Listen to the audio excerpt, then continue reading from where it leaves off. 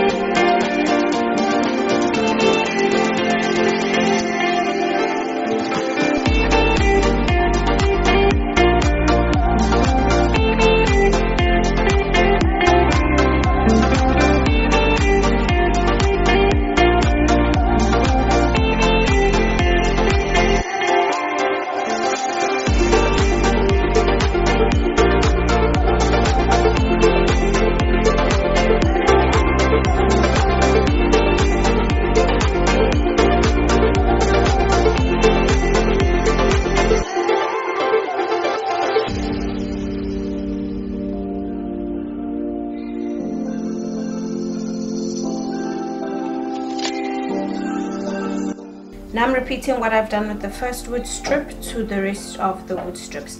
I'm going to time lapse this part.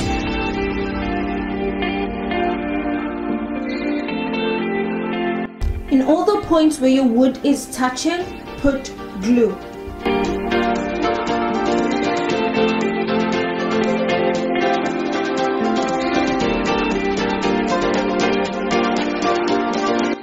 Now I'm going to clamp down these wood pieces, and once they are dry, then I'll be back. Where there are gaps like this, I'm going to put in wood filler.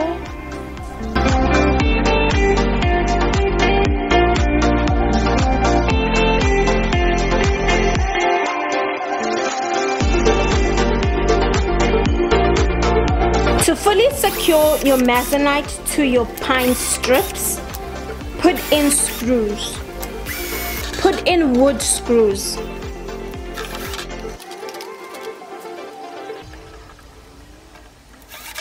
After doing this, you will then sand down your dry wood filler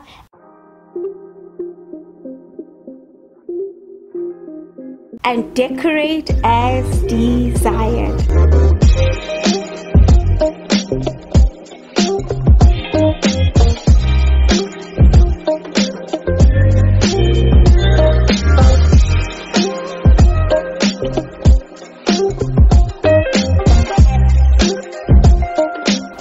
Always remember that DIYing is fun and practice makes improvement.